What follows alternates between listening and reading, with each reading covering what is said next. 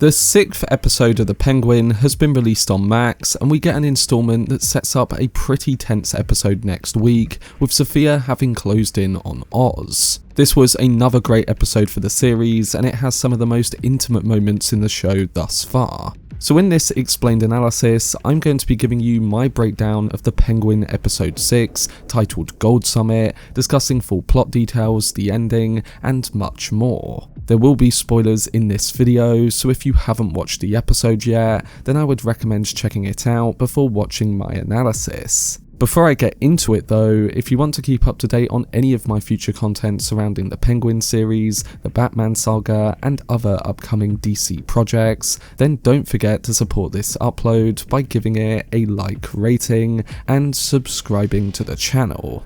But without further ado, let's dive into my explained video for The Penguin episode 6.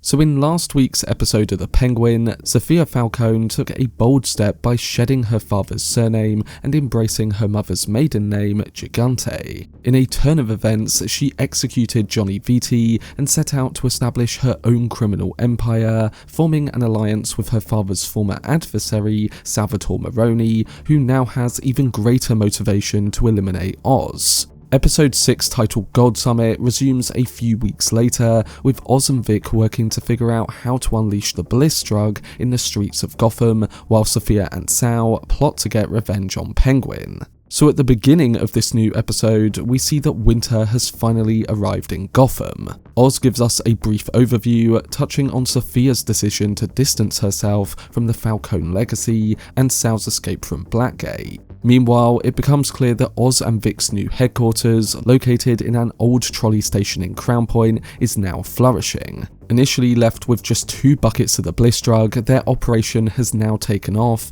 and they are now distributing more of the drug themselves. Oz begins by informing his crew that every gang in Gotham will be eager to get their hands on the drug, and with a consistent influx of cash, they can make things an even greater success. Looking like the Drifter, Vic drives into the base on his motorcycle and heads straight to Oz's office, where he hands over a duffel bag brimming with cash. Oz tells him that they just need to bring a few more of Gotham's gangs into the fold to solidify their presence in the city. However, tension among these gangs is expected, so Oz advises Vic to keep their operations under wraps. He believes that the real opportunity is Sal, the leader of the Triad crime family we saw back in episode 3, who had shown interest in collaborating, and with his involvement, they could expand their business globally. The only significant hurdle is the station's bad power supply, as City Hall has been prioritizing rich areas, leaving those in Crown Point and other poorer areas in the dark. And to complicate matters further, Sofia and Sal's crew is on the hunt for their location. But Oz remains unfazed through all this, pointing out that their willingness to compensate those who align with them gives them a strategic advantage over their rivals. Heading back to the now Gigante estate, Sofia Falcone and Julian Rush have ramped up their relationship, but she appears uninterested in his assistance when it comes to Oz. After suggesting Julian can leave on his own, Sofia heads to the kitchen, where she discovers Sal preparing food. Sal emphasizes that Oz currently holds the advantage in distributing Bliss, and the local gangs will purchase from any seller, including the Triad. But undeterred, Sofia asserts that they must inform every gang that doing business with Oz will have big consequences. Over in Crown Point, Vic is busy doing breakfast, while Oz reassures Francis that their time in the safe house is almost over. Francis starts to spiral into a manic episode though, threatening Oz that if he can't fix the heating, she'll take her grievances to Rex Calabrese, despite him being long dead. Oz tries to keep things together, but in the midst of arguing, he gets a call revealing that the Triads have pulled out of their agreement. Confused over this, he instructs Vic to switch on the news, which reports the discovery of 3 bodies hanging in the street, each missing a finger. So Oz quickly connects the dots and realizes Sofia is behind all of this. And while things look bad after finding this news out, Oz begins to brainstorm a new plan. He decides that they will distribute Bliss for free, sending a clear message to the gangs that the drug has already infiltrated their territories. It's a bold move, but as you'll find out in this episode with multiple events, all the characters have to make those bold decisions if they are going to come out on top or even alive. And speaking of another bad situation that one of the main characters finds themselves in, Vic now has to deal with that issue established last week surrounding the local drug dealer named Squid that he's known for many years. As Vic strolls through Crown Point, Squid appears and questions him about his newfound wealth, noticing his flashy new sneakers. He expresses a desire to be a part of whatever Vic is involved in. In response, Vic hesitates, feeling uneasy, especially when Squid mentions having seen him and Francis entering their safe house. He issues a threat, claiming that he will track down Francis unless Vic agrees to include him in the operation with Oz. In the meantime, Sal and Sofia have infiltrated Oz's former apartment. When looking through the place, Sal notices a framed childhood picture of Oz with his brothers, suggesting that they could exploit someone important. However, Sofia tells him that Oz's family is no longer alive. As Sal then begins to wreak havoc in the apartment in response, Sofia stumbles upon Karlo's underwear in the bedroom of the apartment, accompanied by a Polaroid snapshot of her. So in terms of Oz keeping everyone he knows safe, things are starting to become quite worrying. Coming back to the safe house, Oz hears his mother's desperate cries for help coming from the bathroom. He rushes in and finds her helpless in the tub, realizing that she has been submerged in icy water all night long. Francis breaks down and confesses to Oz that she no longer wishes to live, as her dementia has taken a turn for the worse. She makes him promise to her that if her mind is eventually lost, he will end her suffering. Oz then tries to lighten her up and helps her into a dress and makeup, referencing Gilda once again. For me, this moment beautifully illustrates how the Penguin manages to evoke sympathy for its villainous characters. Even with their troubled history, you can't help but connect with Oz and Francis here. Their relationship is complex, yet there's a genuine love between them. It's also a moment of fantastic acting between the two of them, and in my opinion, it's moments like this that make the Penguin more than just a good comic book show. Later on though, upon Vic's return to the apartment, he discovers Oz tinkering with the power generator there. Vic uses this moment to share the news of their successful operation of Bliss, but he shows us that he can't stop thinking about the issue with Squid. He tries telling Oz about this, but he is consumed with repairing this generator and the worries he currently has about his mother. Oz does eventually ask him what he said before about Squid, and Vic responds that everything is fine. Meanwhile, Sofia is out on the streets of Gotham, inquiring about Eve's whereabouts. She encounters one of her workers, Roxy, who offers to guide Sofia to her if she is paid the right amount. While this happens, Oz arrives at City Hall, biding his time until a councilman is by himself. Recognizing Oz from his past ties to Colin Falcone, the councilman claims that he has settled his debts. In response, Oz grabs him by the nose using a pair of pliers and demands that he restore power to Crown Point. Reluctantly, the councilman agrees, but Oz warns him that he has until dawn to do so.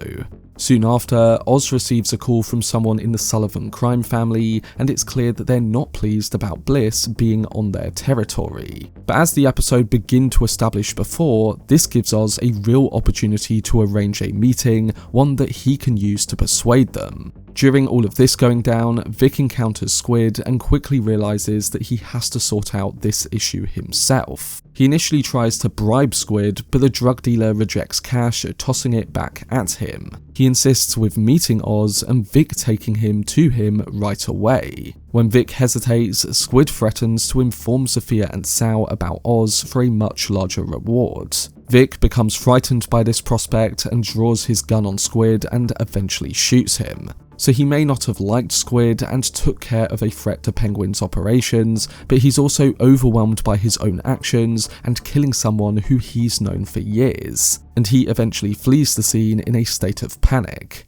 This leads us again back to Sofia, who arrives at Eve's apartment with a gun aimed at her. Surprisingly, Eve remains calm through all of this and isn't wearing a wig or any of the clothes we usually see her in. She reveals to Sofia that she was the one who instructed Roxy to direct her there. Now knowing this, Sofia demands to know Oz's whereabouts, but Eve insists that she has no idea. She adds that even if she did know, taking her as hostage wouldn't change anything, as Oz wouldn't care enough to come. When Eve refers to Sofia as the hangman, it prompts Sofia to confess to her that Oz was involved in her father's murders and had framed her by sending her to Arkham. Of course, this is a turning point for Eve, who realizes that Oz had lied to her as well. Once revealing this to her, Sofia begins to leave the apartment, but just before she does so, Eve reveals to her that Oz is hiding in Crown Point. In reply, Sofia tells her that this conversation will stay between them.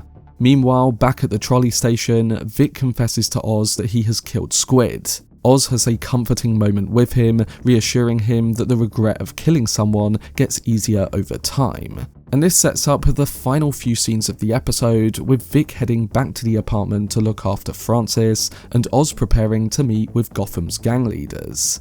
Speaking of the gang meeting, it couldn't have gone any better for Oz. He gathered representatives from the Odessa mob, the Sullivans, the Lowboys, the Burnley Town Massive, and the Triads, all with the goal of expanding his drug empire globally. By enticing them with the promise of shared profits, Penguin skillfully orchestrates a coalition among these powerful factions, enabling them to seize unprecedented control over Gotham. The secret to Penguin's success lies in pinpointing Sofia and Sal as the shared adversaries of the other gangs. By labeling them as the leaders who couldn't give a damn about the other gangs, Oz cleverly highlights the long-standing inequality and how the lesser gangs have always been left with scraps. This strategy explains Penguin's success, even with his notorious reputation for being untrustworthy. Although he's a savvy hustler willing to go to any lengths, he portrays himself as a figure with a code that commands respect. In a way, he's riffing off the story of Rex Calabrese and positioning himself as the gangster who cares about the other gangsters and will help them. It's kind of a reflection on the previous episode with Sofia, where she in a similar way told her men that her father gave them nothing and they did all the hard work. And while it's clear that both characters have used their situations to gain greater power,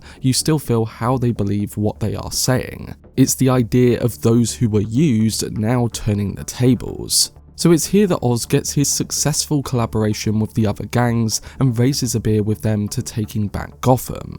We also learn in the final scene that follows that the lights and power have been restored in Crown Point thanks to Oz threatening the councilman earlier on in the episode. Francis and Victor celebrate Oz's achievements, dancing joyfully to the tunes on a record player. And while this could have been left as a happy ending to this episode, we then hear a slight thud from the other room and then come to the very final shot, which reveals that episode 7 is going to be extremely tense. And that's because we learn that Sofia Falcone has made her way into their apartment. Sofia's earlier conviction was that Oz's mother had passed away, a fabrication spun by him to protect her. This belief is why she informed Sal that Penguin's greatest asset was his lack of family. However, the situation has shifted now that Sofia has discovered both Francis and Victor in the Crown Point apartment. It seems likely that Sofia will now resort to taking Francis or the both of them captive. Whatever she does, you'd think she'd want to cause Oz as much pain as possible. So we'll have to see what happens, but it's clear that episode 7 is going to be a really tense watch, especially after the intimate episode we got this week between these central characters. But that was my breakdown and analysis for The Penguin episode 6. Overall, episode 6 is another excellent one for the Batman series, and like I said at the beginning of this video, I think some of the more intimate moments here, like the ones between Oz and his mum, Oz and Victor, and even the scene between Sofia and Sal in the kitchen, showed the high level of character writing that this series has. For me, it was a great setup episode for next week, one that promises incredible tension and stakes now that Sofia has arrived on Francis's doorstep. I think this is the one episode in recent weeks where Colin Farrell's performance has outshone that of Milioti's, but I can't take anything away from either of them because they are bringing their all with every installment. If the final 2 episodes are as good as the first 6, then I think there's no reason why this shouldn't get nominated for a lot of Emmys and other awards. I can't wait to see what episode 7 brings and whether the Batman Max series can end as strong as it has continued. But I do hope this breakdown did help some of you guys understand the episode and the main details a bit better, and overall, I'm looking forward to hearing your thoughts on it, so don't forget to let me know down below in the comment section. I will be posting my episode 7 trailer breakdown in a few days too, so stay tuned for that and more content on the show over its final few weeks. For much more videos and news on the Batman universe and DC, then subscribe to the channel and turn on your notifications. Also, if you enjoyed this video, remember to leave a like, rating, and follow me on social media via the links in the description. But anyway, I hope you guys enjoyed it. I've been Cortex, and as always, make some noise.